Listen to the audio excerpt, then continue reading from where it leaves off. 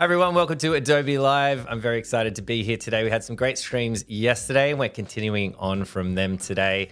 Yes, very excited to be here. We're live on Behance and on YouTube. If you're watching, love to hear from you. Or if you're watching on demand, hello as well. We are here today with illustrator and designer Dale Bigeni. So hey Dale, welcome back to Adobe Live. Thank you, good to be back. Good to have you back. I didn't comment on your hair yesterday. We got straight into it, but you've gone full Slim Shady on me. Yeah, I know. I need to. I have moments, and I tell my partner all the time, I just can't stick to one thing, and yeah, she doesn't really discourage it. She's the one doing it. So just nothing more like change. You know what I say? Change is as good as a holiday. Yeah, that's it. Yeah, it's a simple little change. I really like it. But anyway, it suits you, I think. So it's very cool. But yeah, we are here again. So we have a live stream as well after. So stick around today with Joy Chang as well. But today we're sort of taking the Mascot logo that kind of created in yesterday's stream in Photoshop, and we're going to be in Illustrator today, kind of expanding on that. But I'll let you kind of jump into that as well. Maybe we'll check out. Do we have a name for this?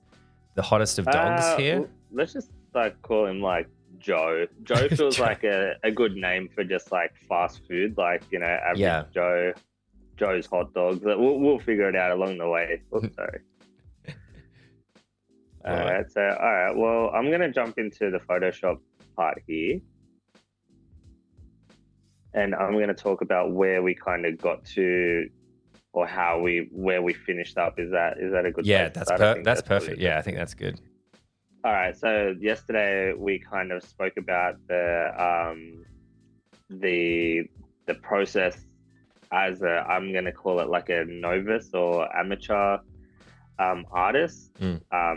Not to downplay anyone's skill set, but I know there are a lot of people that are jumping straight onto the AI bandwagon and creating whatever they need with a few little prompts and scripts and stuff. So this is like the cheat way to kind of create, or my kind of theory.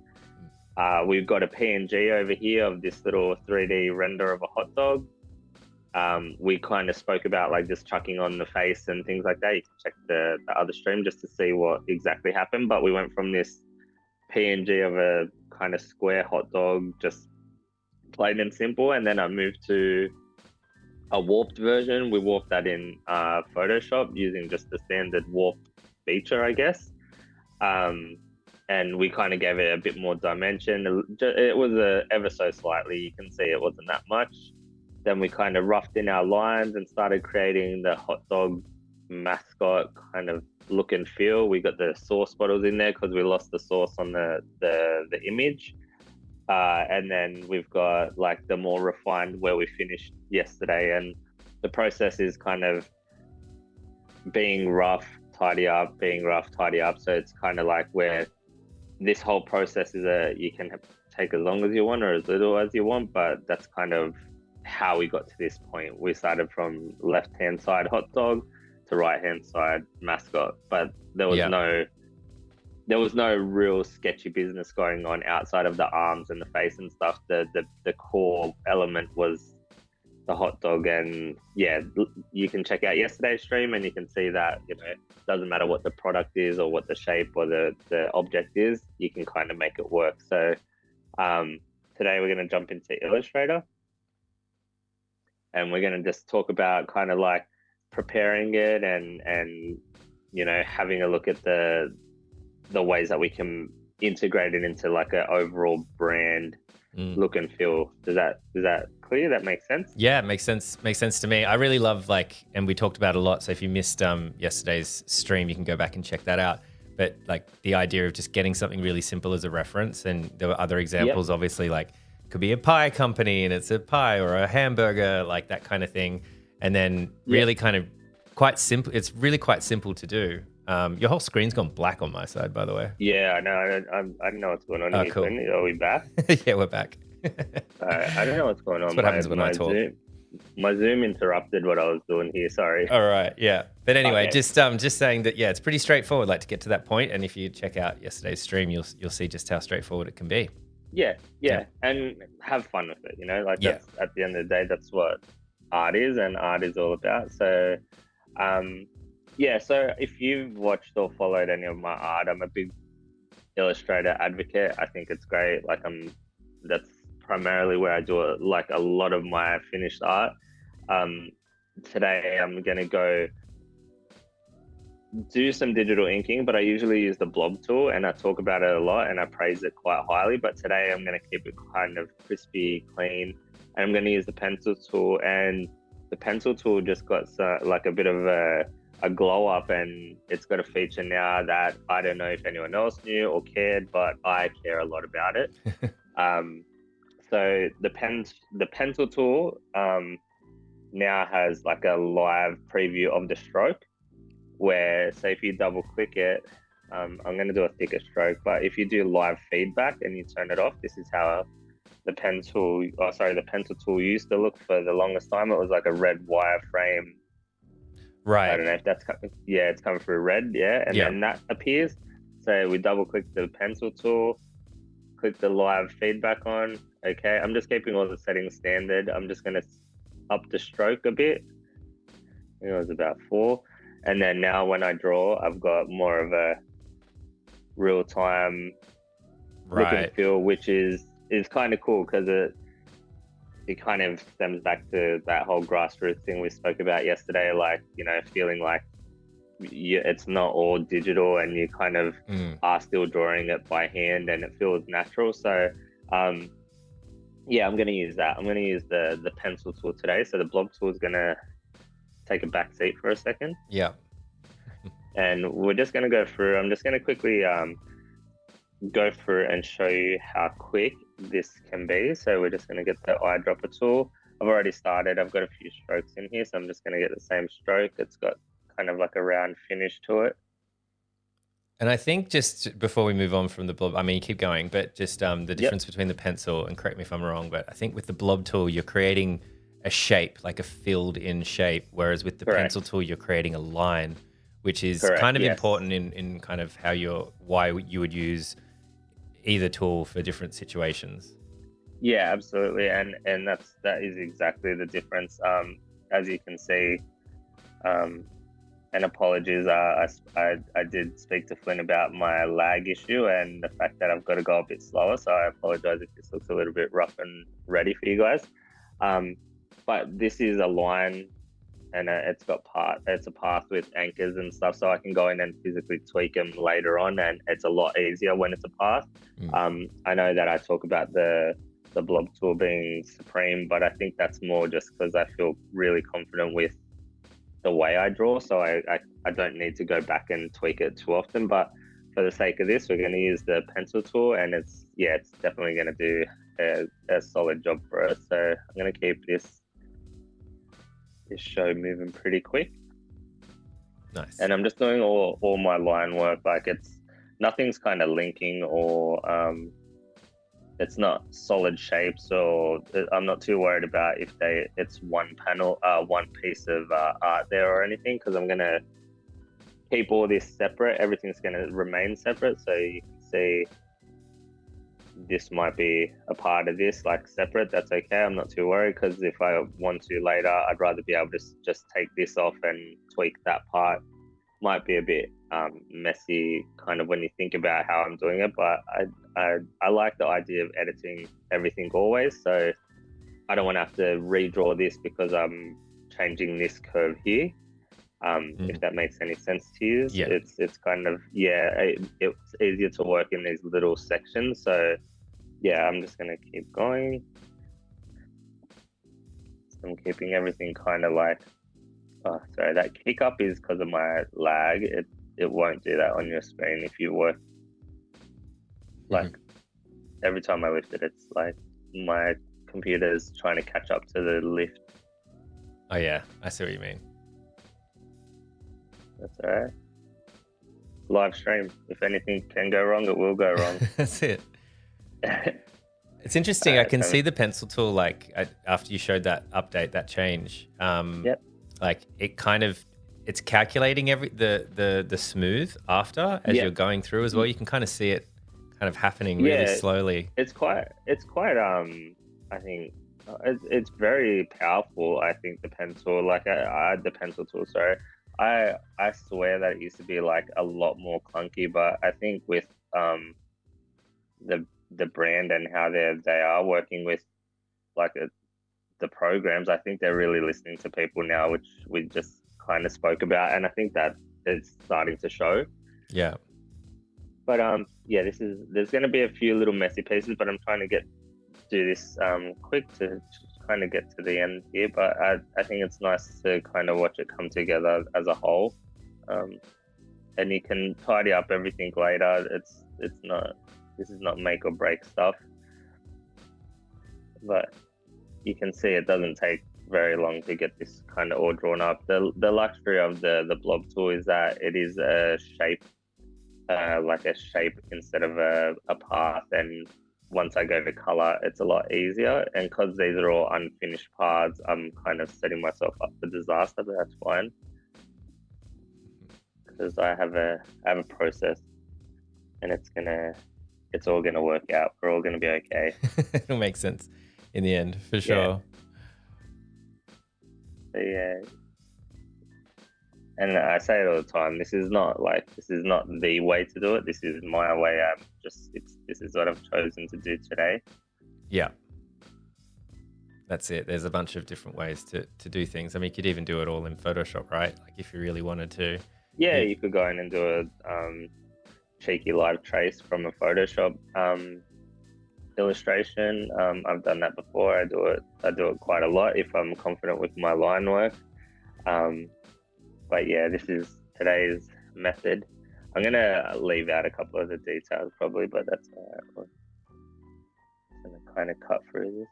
Like these big cloggy shoes. Yeah, they always got a real awkward look to them. Yeah. And his little hairstyle is the little frilly bit. I don't know what they call that on the sausage, but this is now his hair. Yeah, I don't know either. Here we go. It's creepy, whatever it is. It is. So do you think we've got mustard and like a sauce, right? I think. Yeah, the deal? Yeah. It's the concept's kind of a bit creepy that he's gonna just sauce himself up. Yeah. It's always kind of the way with these anamorphic. Dark Hours Code knows that I'm terrible at saying this word. There's some words that you just can't say. It's not anamorphic. There's another like syllable in there. But anyway, when you humanize inanimate objects or creatures or something like that, they're always it's always kind of a little bit creepy. It's like seen like the movie Cars as well, like the Pixar Cars. Yeah. And then there's something like, if you look into it, it's like really kind of crazy. Like how are these cars made? And then there's certain characters that are like historical characters, and then that therefore means that all this other stuff happened in their version of history, which is kind of wild. Yeah. Well, too much for today. I can't quite discuss it today, but if you go down that rabbit hole, there's some hectic stuff. Oh, that sounds about right. Yeah, it's best to just not. Don't ask questions you don't want the answer to, Flynn. Anthropomorphic. Yes, thank you. Appreciate that. Saved the day again. Save the day. Yeah. She probably has a bookmark to that pronunciation for the amount of times you've tried to say it. Yeah. Well, look, this is coming together pretty quickly. It's kind of, I'm not spending too much time at all on this. Like I know there might be a few comments about what's going on. That's fine. Chat away in your own time. I don't want to hear about it, but I definitely I'm trying to cut through this pretty quick. And yesterday it was challenging me, and I felt like I got through it. And today the lag's getting me good. It's making me look like I work rough. I don't. I promise. Yeah. But this is good. This is like exactly where we need it to be. And the pencil tool is quite, like you said, it's calculating all its points and its finishes, but like it's actually really, I don't know, it's coming very close to exactly where I want it. So I'm pretty happy with this. I just put some little details. These little detail lines, I might go in and change the brush size, shape, all that sort of stuff.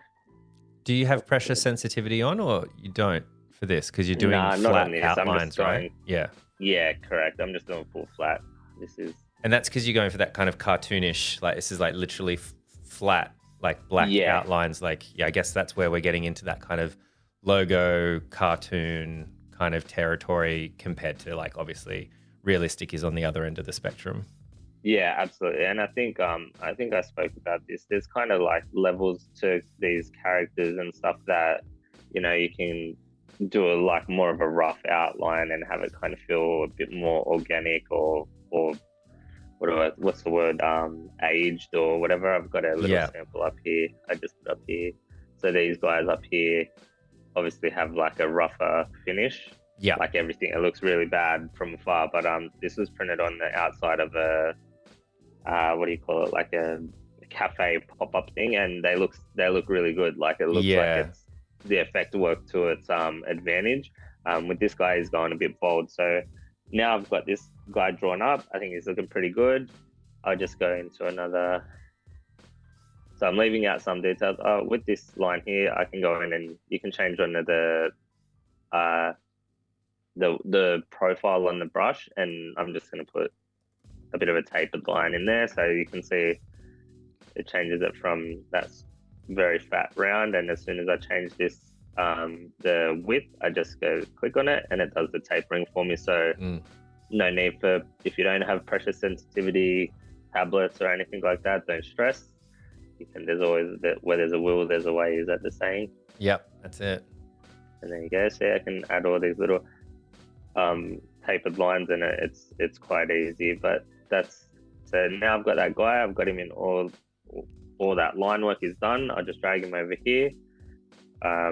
And then I'm just going to go, I might do a quick, I will cut this because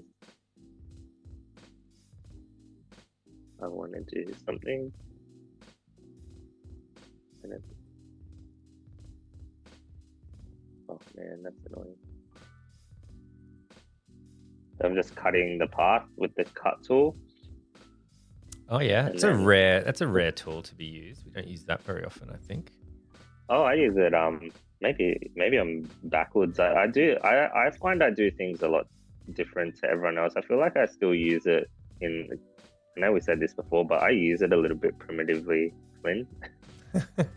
I mean, it seemed like a perfect use case. Then it's just not a tool that we see all the time. Like, kind of we'll often see sort of the same sort of tools being used all the time, and then I just always like it when there's a underdog that gets its moment to shine. There you go. The cut tool. He's hot dog made an appearance. Yeah. All right, so now I'm going to just I'm going to outline. So I'm going to go object, expand.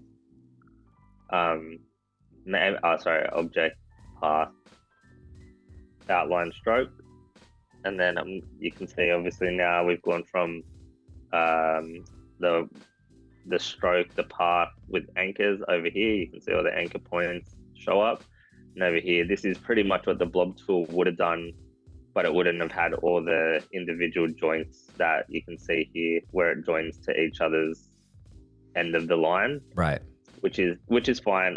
Maybe someone's saying like, why, what's the point?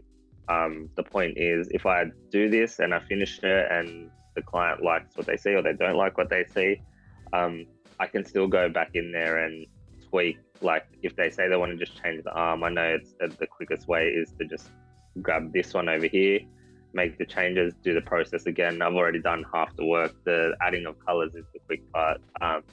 But generally it's just for this guy stays over here for my sake mostly.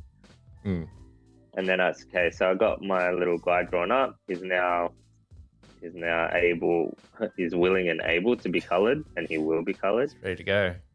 So now we're just going to add some colors. Obviously, a ton of ways I can do it, but I'm just going to do it the easiest way. So I've just got the group selection. Direct selection here, and I'm grabbing, can't grab that because that's filled, so I'll just leave that for now. So I want to do this part yellow. So copy, paste in place. I think I'm in the wrong setting here, but let's see.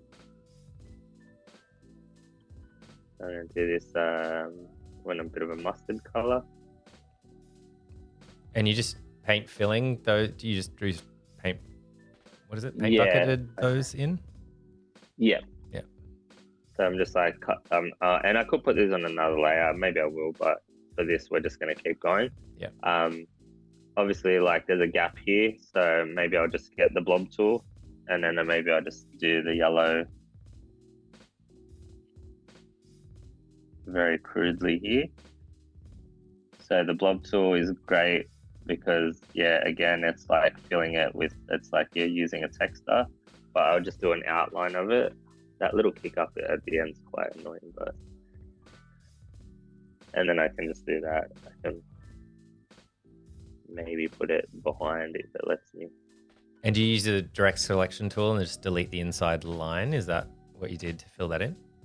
Yeah. Yeah. Yeah. So I did that a little bit quick. I just grabbed a little, I think it shows up really small, but yeah, I grabbed the group selection and I just like hit the inside and then I delete that line, that. So cool. I know these are going to be black. I could have filled that in black, but it's nice to be able to change it in case it's not going to be black. His arms, maybe we'll do them. Might be weird to do them like a skin color or a bun color, so I might just do them. Might do them gray. I don't know what my swatches are, but let's just do it with this. It's fine. Do you normally have like a group of swatches that you will often use for coloring? Or? Well, yeah, usually I just have like the standard ones open, and then I might get a color swatch that has come from like Adobe, the palette creator, the generator, and just put those colors in. But I don't know what's going on this morning. I feel like it was definitely been a morning. You've been stitched up. Yeah, it's Illustrator's jumped on the bandwagon to stitch me up. That's all right, man. It's going great, I think. Doing well. Well, that's all that matters. We've got another little situation here where I need to kind of color the bun, but I want those open lines, and just use purple because it's the first color I selected. Yeah, it keeps defaulting into grayscale, but whatever. Don't know what's going on there. I know that looks like I went real rough, but I did. This is good. This is real world. This is gonna happen in the real world. Everyone be ready. It's gonna happen. All right.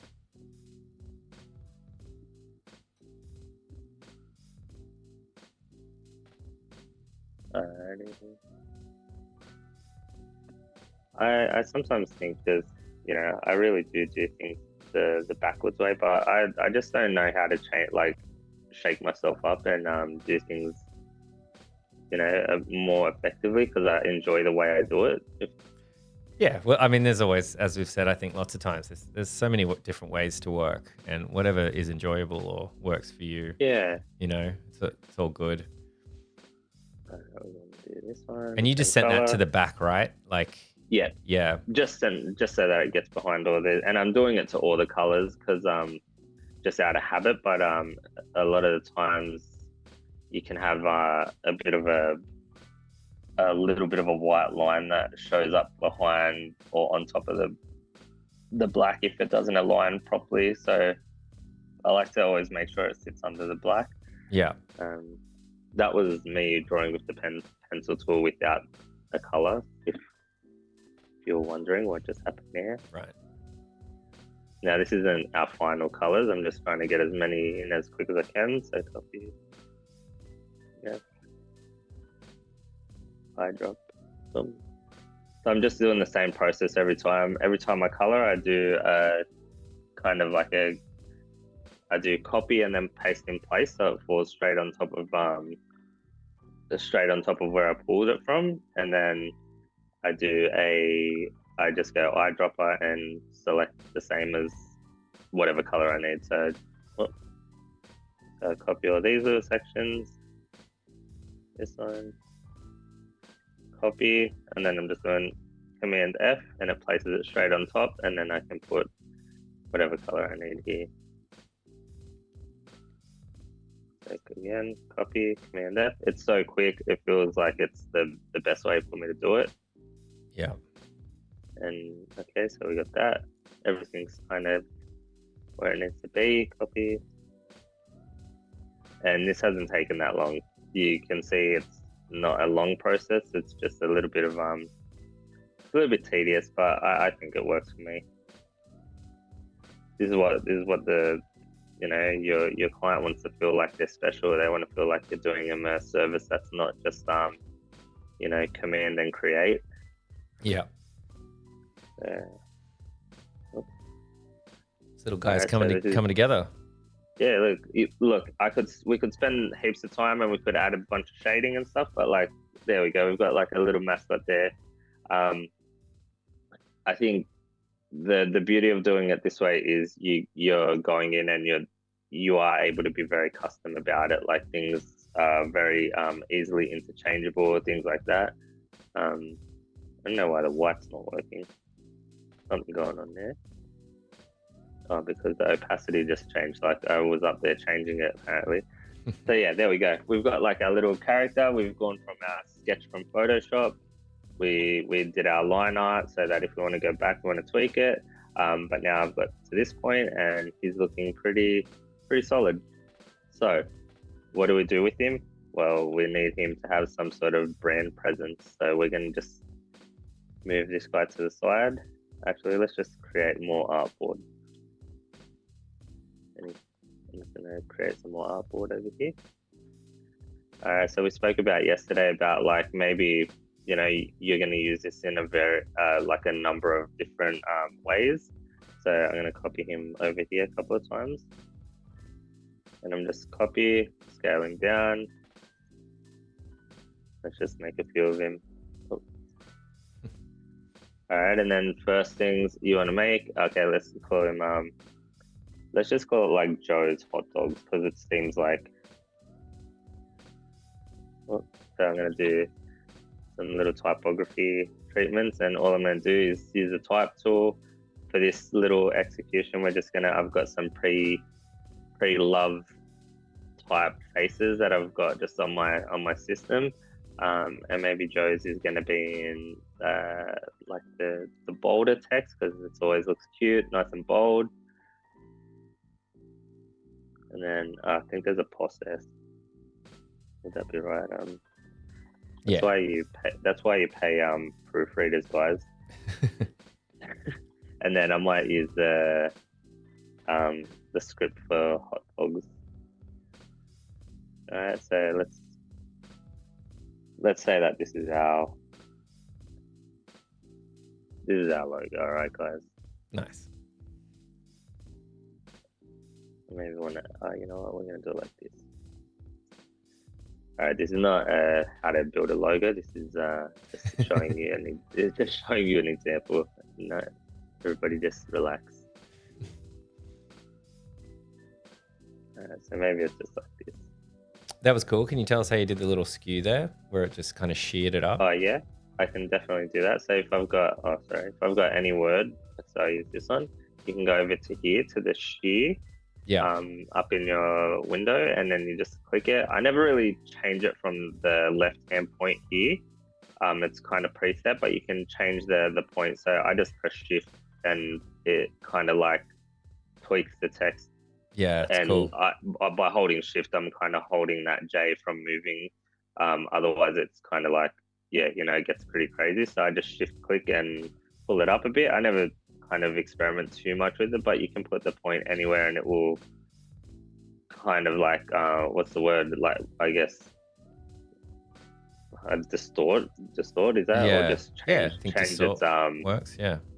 Yeah, but it's really handy, and then I haven't I can still go in there and kind of like change the text, and it's not like I've done anything extra to kind of make it obtrusive or anything. So there you go. I've got this is going to be our logo, right? It's not my best work, guys. I just went in and outlined the font. This is our logo. Joe's Hot Dog is pretty much going to be like this. Yeah. And I'm going to go, so now I've got kind of like, this would be our main, I would call it like a hero lockup. So this would be kind of like, let's call it t-shirt 1. They'd put that on their t-shirt. They'd use that on their collateral, their posters, their everything else.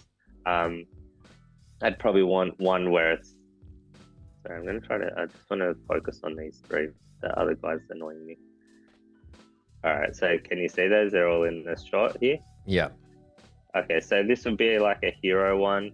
You'd probably want maybe you want to consider like a text only.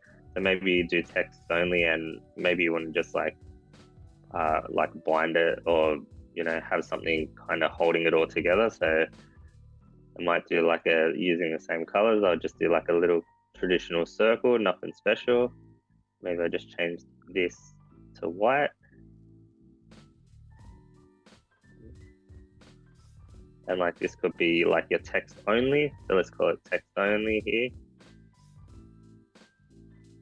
All right, and then, okay, so pink box means, nothing. It's just my boundary, so you guys can see what's going on. I'm going to do this.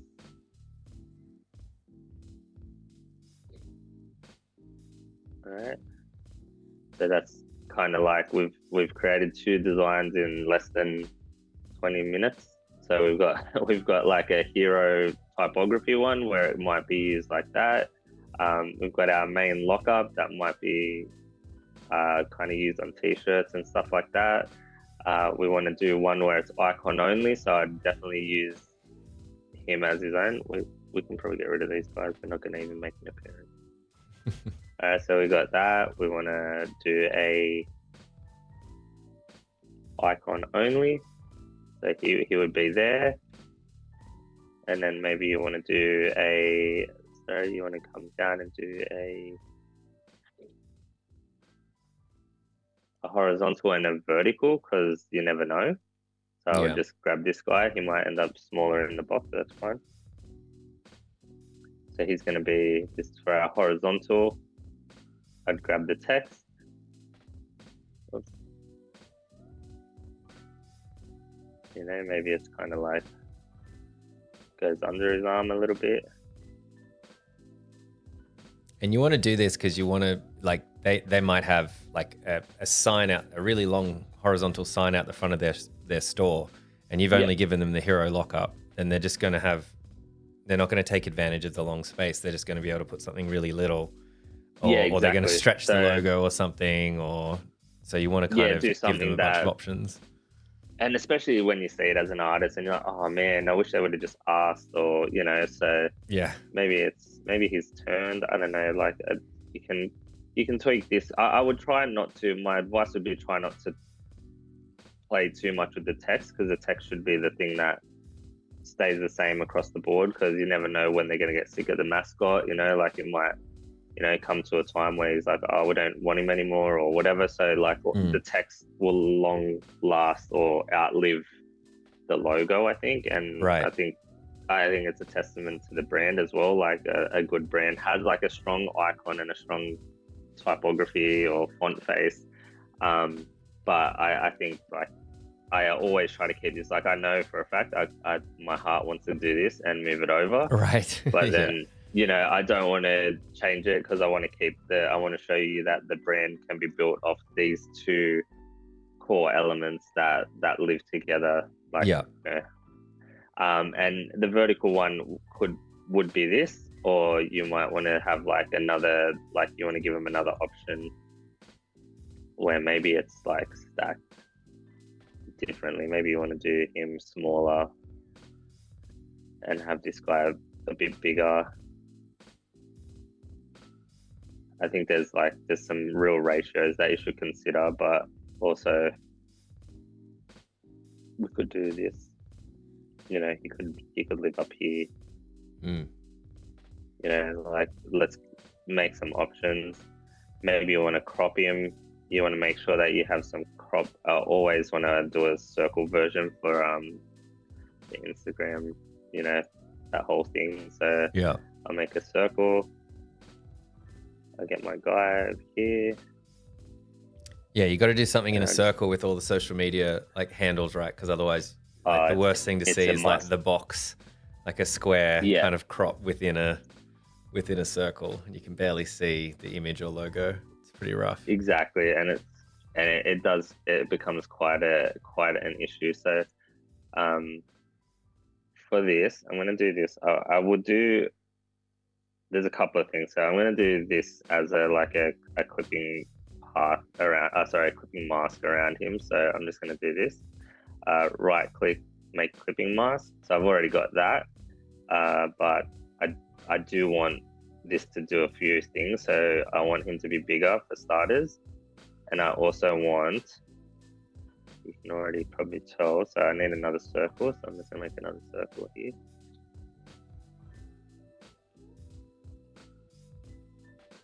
And then I want to do like a kind of like, oops.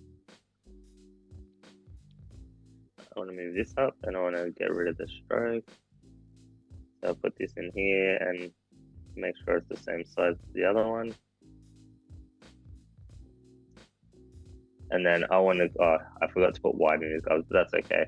And then I want to get like this sort of stuff to hang out. So I would do this off the line art drawing. I would usually go back and like cut the parts of the arm. This is where I was kind of saying I like to use the old line work for like moving forward. If I need to change things or I need to place something else somewhere else, right, then I would do it that way. So for instance, like this is easy because I can grab the source here. I can go copy, paste, I can chuck this in. Maybe he can have it like this. Yeah, it's pretty cool. Got a little bit of a 3D popping out of the circle effect. Just to make it a little bit more exciting. Like it still will be contained in a circle, but he will kind of live, outside the circle as well. So cool. It just adds a little bit of something. But with this, I could still use it on Instagram, and it could get trimmed a little bit, or I could make a bigger circle outside of this, so it's kind of like a two-part thing.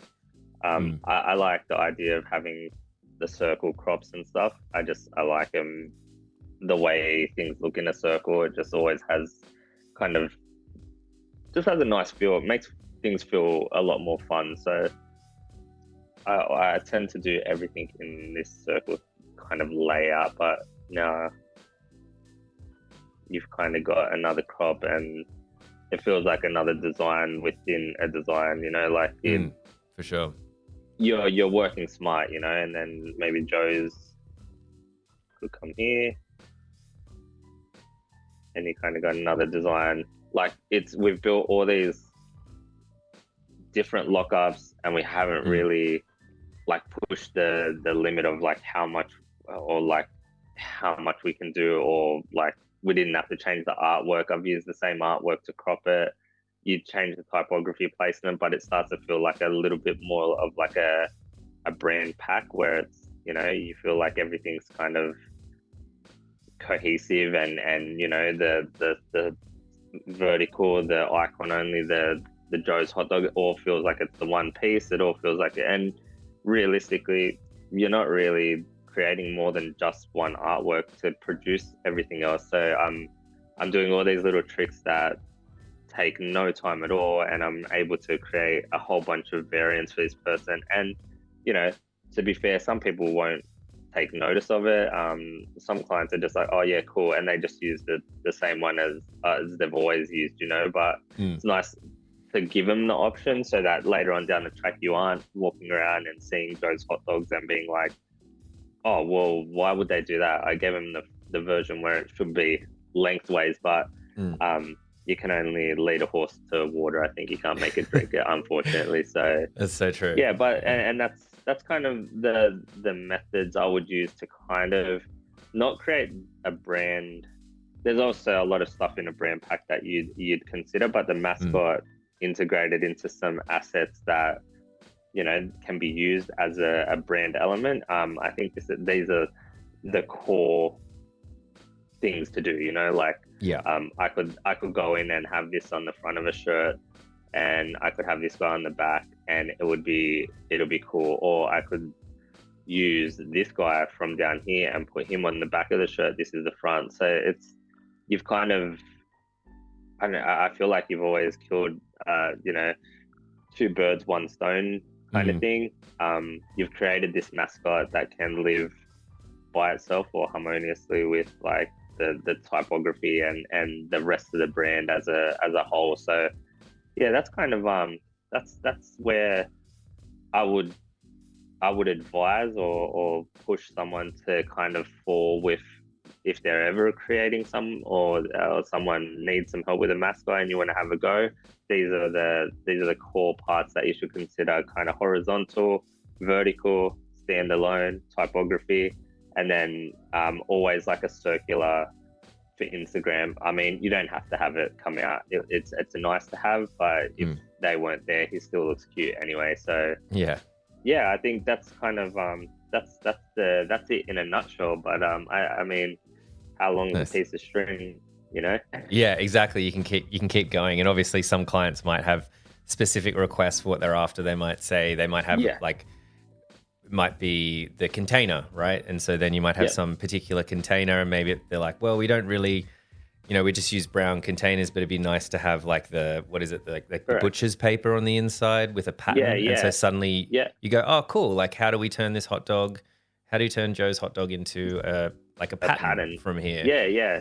So you could, and that's exactly it, right? So you could do like him, and you know, he kind of starts becoming like, they just all will consistently and constantly work together as like, you know, you could then make these little patterns, where it is just, you know, moving it, and now we've got like this pattern starts to form, and it's just the same two elements you've already created, but as long as you're thinking about it, like anything's possible. I mean, as cheesy as it is and it sounds, once you've got these two kind of core elements, you can do whatever you want with them. And I think that's what's the most important part, like that you've got all these things considered. So yeah, that's kind of it. That's the creation is the fun part of like the inking and all that stuff, but this part is kind of the more challenging, like what type works and what colors do or don't work. This is a very rough, crude finish of how it should be done, but even looking at it, I'm like, oh, that's kind of cool. It's pretty cool. Yeah, I can visualize that on exactly like you said, like t-shirts, butcher's paper, packaging, you know, signage, whatever it is, it feels strong. So yeah, I think the key is have some fun with it and really kind of make sure that that's exactly what you want. As much as it needs to be for the client, you have to look at it from afar and go, oh, that's perfect. I'm happy. So yeah, that's it. That's it in a nutshell. And that's sweet. Very good. Yeah, and we can go back and have a look at the start. Like started with just a JPEG of a hot dog from the internet as well, which is really cool. So there you go. So we did. We actually started from this, and we ended up with all of this. So that's a pretty big feat of work for a short amount of time. That's it.